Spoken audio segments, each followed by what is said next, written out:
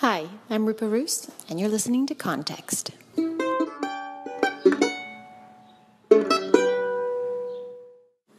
Context is your guide to all things North Carolina politic, where we look at how things are happening in North Carolina, why they're happening in North Carolina, and what you can do to better participate in your representative democracy.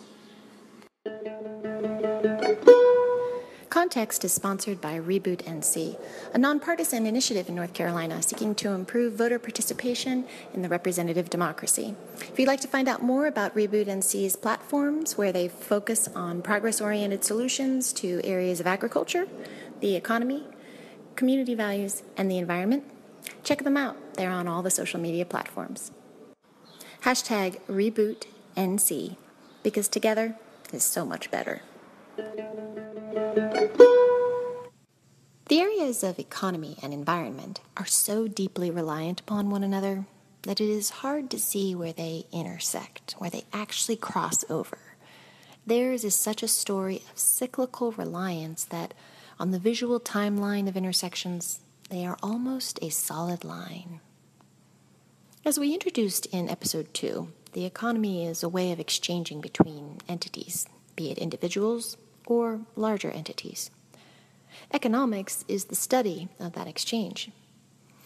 Now, the concept of local economy is more recently becoming very popular. And this is for two reasons. People can see directly in their communities the effects, the challenges that arise from being a part of the global market has. And two, people are less aware of the effects of their exchanges on the global economy and a foreign environment. It is from this lens that we are going to approach the intersection of economy and the environment. In our cause-effect segment, we talk about fracking and its impact between neighbors from both a legal rights perspective and a liability perspective, risk. Universally, those two elements of legal rights and liability are at the crux of the intersection between the environment and the economy. Because exchange always comes down to who has the right to what, and does that exchange open up either party or the resource they are exchanging to a liability that will either have a legal impact or leave a person or the resource at a loss.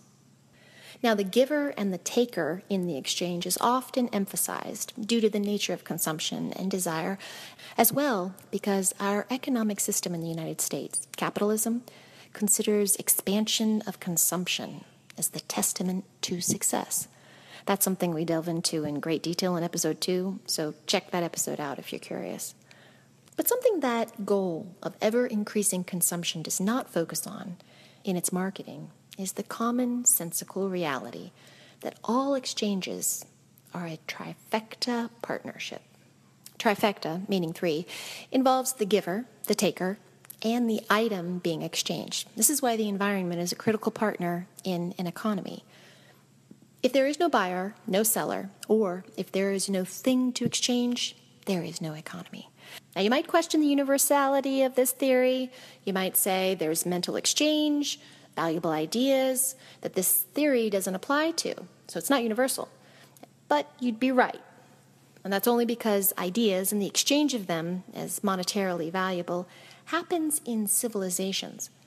But that economic trifecta partnership can occur with or without civilization. So it's more expansive, more universal. Our legal system is well established on the principle that the buyer and seller, the giver and taker, the deciding entities in the exchange should be protected by laws that help protect rights and limit unethical loss without compensation. In more modern times, the idea of protecting an environmental resource has gained footing as people become more and more aware that with greater numbers of people, resources become less available. Resources that are not only valuable, like the experience of nature and the sound of nature, but are also irreplaceable. There is a mindset that is popular in both liberal and conservative circles, that we must live for the day without concern for the future. Usually the conservative purveyors of this belief are members of the Christian faith who believe that the second coming of Christ is on its way. And therefore, responsibility for the future is out of our hands, and we should seize the day. The more liberal thinkers who propose a similar approach are usually motivated by a libertarian ethos, which is that all we have is what we make and should be free to determine our lifestyle in the present day, as it is the right of humans to be independent. Both of those groups may be right. Regardless, they are given the protection of our amazing contract in order to feel that way, the Constitution. Humankind can decide to protect specifically those who are engaged in an exchange. But if it does so, it is wise to consider all the entities in the exchange. For even though the end days may be upon us, or man's inherent right to freedom exists, civilization relies upon standards and expectations. And in a country with arguably the best official small d democracy in the world, to not consider future availability of resources or the protection of that which is being exchanged beyond the two parties making the decision denies full application of legal protections to all involved in the exchange and leaves open the potential of destroying something we did not create and something we and others may dearly need. To have a healthy economy requires balance, balanced consumption, fair trade, and protections for both. To have a healthy environment requires balanced consumption, fair use, and protection of it. Without the consideration of this balance, an economy cannot maintain. So we in North Carolina are left with two questions. How will we protect that which is a critical part of that trifecta partnership, the item being exchanged? And can we accept limitations on our free right to access a resource in order to preserve it? For this episode, we're going to talk about balance. Balance is a most undramatic state. Only when things are really out of whack do they tend to excite or draw a spotlight. When things are running smooth, though, or are in balance, there is a stasis of stability that, after a little time, can become easy to not appreciate because it's routine or boring. This boredom is quick to come in an economy where new, fresh, and the constant growth into bigger equals better. Sounds a lot like the free market capitalist markets we discussed back in episode 2. Take a listen. But what happens when a society is so focused on bigger, fresher, and new?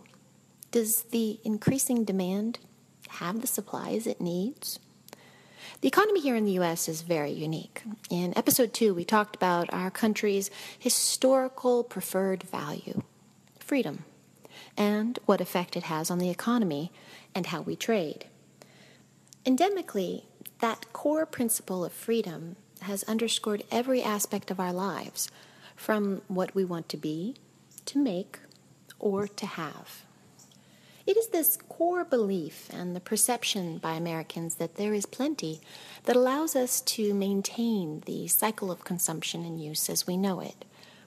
As access to imagery in the media has made us more aware, limitlessness of freedoms is not tangible for many, humans or living creatures on this planet. Social media encourages our consumptive desires, but also makes us aware of how many others desire something too. As population numbers increase, and we each become aware of that increase, limits on one's pursuit of freedom becomes more pragmatic. We're better able to understand whether access to a resource is available and feel the restriction more acutely.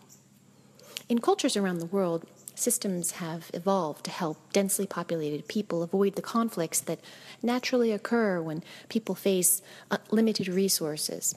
Most effectively, religion has served as an equalizing system to keep balance. Be it Christianity, with its 10 commandments, or Buddhism or Confucianism, there are structures put in place that help humans interact in balance with each other. Some religions make the balance with the environment a priority as well. Marel E. Izzedine is a scholar of the Islam religion. He has identified that Islam has one critical function that helps it emphasize a structure in which the people, consumption, desire, freedom, and the environment are all kept in balance. Islam does not separate law from ethics. So let me break it down a bit. Law are the rules we have to keep a society acting cohesively under one vision together. Ethics is the motivation and the motives behind the laws, the vision that establishes the laws. In Islam, there is no wavering from ethics regarding the laws. No justifications for why a law exists that does not match up to the vision or ethic that caused the law to be needed in the first place. Islamic law is known as, quote, source of life, and it contains 4 distinct categories that guide human actions. They are required actions, encouraged actions, discouraged actions, and prohibited actions. Through all these categories, Izzeddin asserts that from Islam's view, just like in Christianity, the Creator made everything, and so everything is precious, as it was the will of the Creator to exist. Even more so, Izzeddin says that Islam believes that absolute continuity of existence is a core concept to the Creator's will. So we cannot destroy what the Creator has made. Izzeddin says, while humans may currently have the upper hand, these other creatures are worthy of respect and protection because it is our duty to live in balance with them. In economics, we must consider a number of factors. The degrees of consumption by the entirety of our system of people in nations all over the world, the impact our use of the environment has, and whether it is in balance with what is in the whole's best interest. So let us turn to an issue of use of resources that is gripping our nation and specifically our state here in North Carolina, fracking. In order to start this fracking cause-effect analysis off, we need to break down how insurance works in the United States. We'll get through this as quick as possible. In short, the most valued property is worth more because it's more difficult or expensive to replace.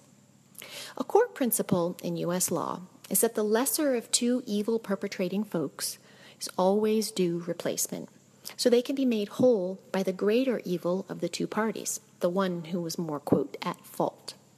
This principle resonates throughout our society, all the way to cases that end with the death penalty. And it all boils down to one concern. To what degree is repayment necessary or appropriate? A car, a jacket, a house, a life. If someone takes it from you or damages it, what are you due? This is an age-old concept that has crystallized uniquely in the United States culture. Although other cultures across the globe recognize the right to be made whole for one's loss at another's proverbial hands or direct hands, the U.S. culture has made the righting of wrongs the basis for multiple industries in which an accident or loss can forever change the lives of the people involved, not just from the loss, but also from the repayment as well. A new industry cropped up in the 1900s specifically to provide protection from loss. Essentially, it's a sanctioned bettors game, also known as insurance. The companies who provide insurance weigh risks involved by each person they will provide coverage to. The company determines how much per month from that person the risk is worth to them, and that person being covered pays a monthly premium based on how risky the insurance company determines them to be, and then everyone waits. All the while, the company gathers monthly payments from many, many other people they have insured. An insurance company chooses to do this because if they have enough people paying in, but not that many payouts due to accidents, they get a considerable amount of cash. But it's all based on risk and how much there is to even provide coverage at all. In fact, if you want to see who the brains of the matrix are, talk to an insurance adjuster who determines the cost-benefit analysis and coverage for an insurance company. Those are the folks behind the curtain. One of the best aspects of the U.S. culture and government is the belief that someone can invent, create, or sell anything and reap the financial rewards based on the market for it being enthusiastic. With that, each industry carries different levels of risk. Aunt Jane's hand-beaded earring business carries a different risk than a skincare company or a surgeon or an industry that relies on the harvesting of oil. So fracking is the way that remnant pockets of oil is harvested from between layers of shale. It's essentially getting the last bit of smoothie out of the bottom of the blender. The fracking industry was developed in the 1950s when certain oil companies became aware that their wells were running dry and they were looking for new areas that they could get the last little bit of oil out. It was considered a last-ditch and outlier way of retrieving oil, especially during the years of high-yield oil production in the United States, when it was easier to reach oil that didn't require complex techniques like fracking to harvest. Since large reserves of oil are now less available, the companies who have the patents on the fracking process have made a successful push to become a desirable industry. And the traditional oil industry that once scoffed at fracking is now investing major money and resources. So too, the fracking industry is being financed by speculator investors who see it as a way to break into a new industry to make high-yield returns without having to consider the marketing of new industry like solar, technology, etc., to the American public whose mindset and machinery, like our vehicles and our generators, have been reliant upon petroleum for the last 100 years. So all the people involved in fracking believe it is the best way to harvest the last bits of highly desirable U.S. oil. The petroleum market is a stable market because of the sheer demand for oil, and therefore the cost of fracking could foreseeably bring inevitable positive returns for an investor. But to what effect, and at what risk? So let's take a look at how fracking works. The process itself involves a mixture of water and a petroleum-resistant chemical being injected at great force into access holes that go down into various levels of depth into the earth. By doing this, the oil, which does not mix with the water and chemical mixture, is therefore jettisoned out via another spigot and hole and captured for refining and use by the oil industry. In order to reach these pockets, fracking companies are interested in just setting down drills. So they buy the mineral rights or the fracking rights from individual owners, but they don't actually buy the land outright.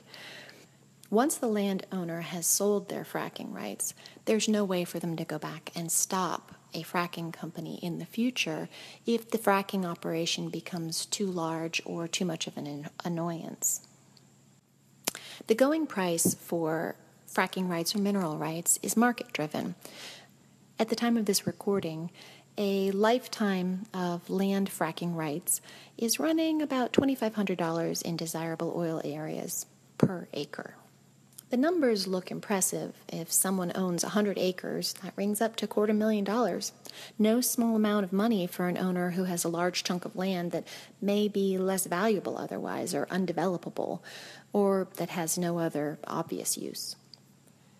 To look at the fracking industry up to this point and stop would make it seem like a reasonable business model. But there's one more aspect of an industry that has to be considered. Its cost to the landowner and everyone else. For someone who has no plans for their land, it seems like a quick and easy way to make potentially a fair amount of money without any burden. But is there no burden, no cost, no risk? Scientists have determined that shale geological formations are temperamental and less stable than the traditional oil field supplies from years past.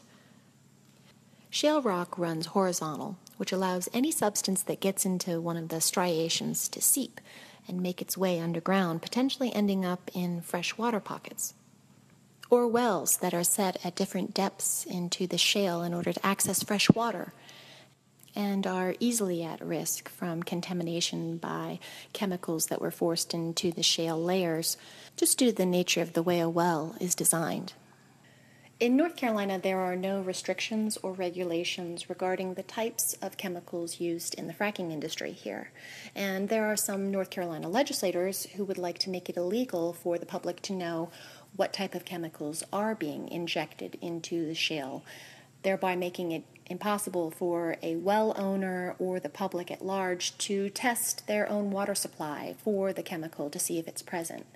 By not being able to test the water, the public is unable to act in their own best interest and is unable to limit the potential risk of exposure to these chemicals that are unknown and put at risk the health of millions of North Carolinian citizens. To fully explore the issue of the environmental balance with the economic interests of fracking, we actually need to pull away from our pre-programmed capitalist belief system that we own in total our square piece of land, and look to see how our ownership and rights to the land is, simply put, not the land's whole story. Clearly, the history of the land existed way before the owner in question, and likely will in some form after this owner has had possession. Land rights in the United States is based on a historical legal tenet that one's ownership is essentially skin deep. Because the earth is a sphere, there's only so deep that each of us can own our land, and because the universe is vast, and even closer because airplanes get to fly, our land rights give ownerships only so high above the land. So anybody who owns land essentially gets only superficial control. Superficially because, relatively speaking, all we each own is just a thin slice of a much, much larger collective. And so influences on each of our land, as well as all influence our land has on another's land holdings, must be protected by law. More so, the issue of risk should be considered as well. To what degree another person's action on their own sliver negatively impacts another person's sliver and the resources they each have available. That's a risk that must be considered. So, you may be wondering, why was I talking on and on about insurance? Well, here's why.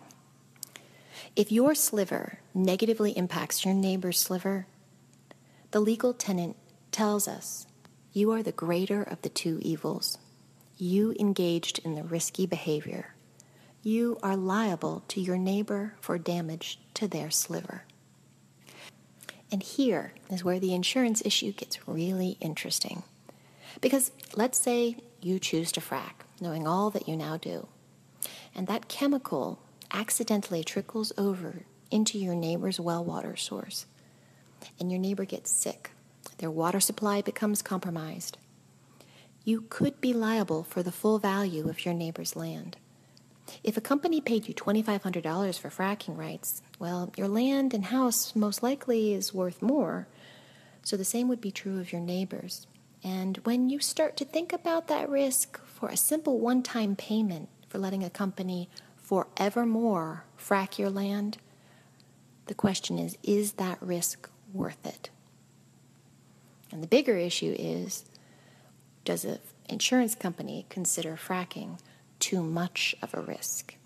Is the potential contamination of water supply too risky for an insurance company to provide insurance to you for your land and property? If fracking starts causing too big a risk, insurance companies could back out, stop providing coverage because the risk to them is too great. And insurance companies are not legally required to insure industries that are too risky. In fact, they're not legally required to insure anything. They're just simply not allowed to discriminate, but they're not required to provide insurance for industries that have too much risk. And if that's the case, and you have fracking happening on your land, and the risk to your neighbor is great, you won't have the option of insurance to protect you should something go awry. In episode 2, we addressed consumption and whether it is in line with what is best for the American. In this episode, we look at it from the lens of, is it even possible to get? Wendell Berry is a famed essayist who contends the measure of progress based on the American view of economic success is dangerous and morally corrupt. He writes that the optimism Americans have had is based on a false faith in their position at the top of the consumption pyramid that existed as a new world order in a new economy that would grow on and on. bringing a prosperity of which every new increment would be unprecedented. But this godlike regaling of the free market system was completely out of balance because the free market system, Barry says, limits prosperity to a tiny percentage of the world's population and is, quote, founded on the oppressive labor of poor people all over the world. The constant desire for infinite growth has us consuming and using at a pace that the environment is not designed to handle. Wendell Berry says the first thing we must begin to teach our children and learn ourselves is that we cannot spend and consume endlessly. We need a new economy, but one that is founded on thrift and care, on saving and conserving, not on excess and waste. Because an economy of waste is inherently and hopelessly violent, with war inevitable. Inevitable because when people start having a difficult time accessing resources they previously found easily available, folks start to get nervous. A nervous population that has decreased access to resources can easily turn to violence in order to squelch the competition, in order to maintain their continued use of and consumption of the desired resource. To avoid this, we need to remodel our economy and our expectations so that they are in better alignment with the environment. Barry speaks to an inherent need to remodel our economy so that it is in balance with our providing environment. In a global economy, this means balance with the entire world and the global resources we all rely upon and exchange. Wendell Berry's idea is not extreme. It is different, and it requires North Carolinians and citizens of the earth to focus on an economic model that encourages balanced use of resources and changes the consumptive mindset to believe that less is more.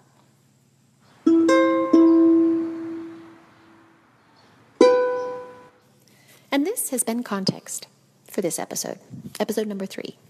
In our final episode in this inaugural series, episode number 4, we will look at the environment and agriculture and how they impact each other and us. Until next time, enjoy the vistas, the breezes, and the laughter your North Carolina life brings you. Oh, and don't forget to remember the context.